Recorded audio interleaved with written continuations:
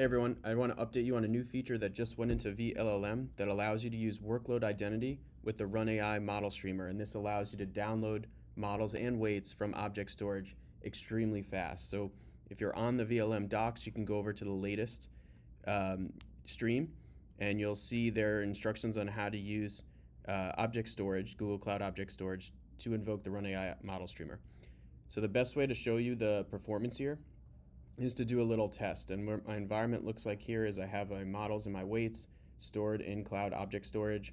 I have the Object Storage Anywhere cache enabled, and this allows me to cache models when they're pulled down to a particular zone. So after the first time it's pulled down, subsequent loads will come off of the zone, not the region the cloud storage bucket's in.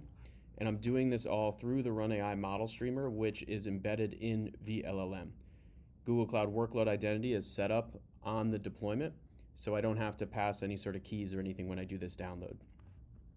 And to show you the speed, I have a little test here. I want to show you the model streamer, which is set up in Kubernetes here, where I have the load format Run AI model streamer set when I download my Gemma 3 Google model from object storage. This is my object storage bucket right here.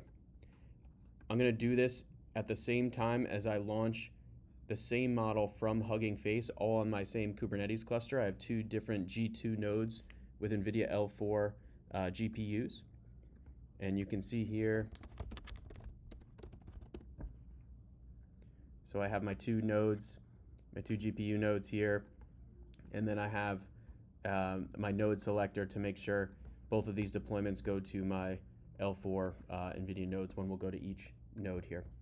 All right, so let's start the test and see which one loads faster, and we can look at the network analysis after that too.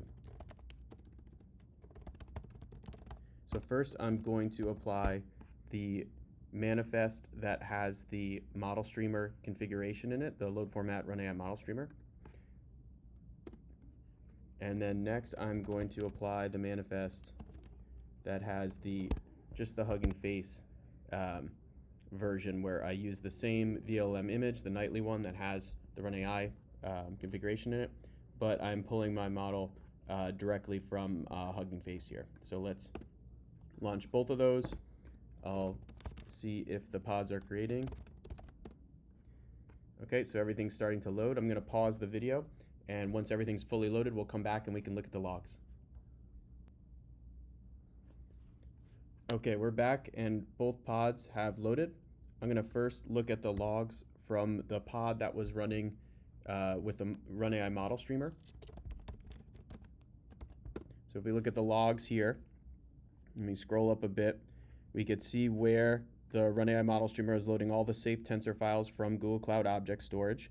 And we can see that it loaded the 8 gigabytes in about 5.86 seconds at 1.4 gigabytes a second. So very fast load of 8 gigabytes from object storage, a regional cloud storage bucket, to our GPUs via CPU memory. So very fast for the Run AI model streamer.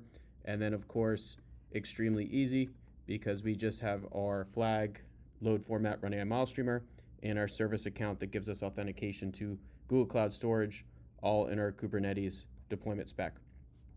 Now I'm going to look at loading the same model, but this time just through Hugging Face on the open internet. So let's go over here, and I'm going to get the pods again, and now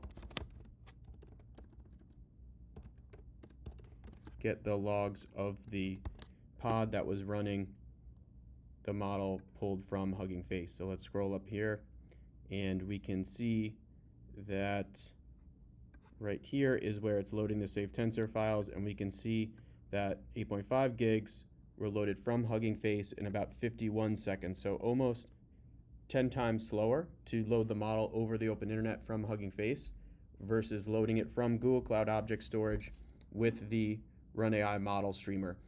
So this is all done with vLLM inference engine.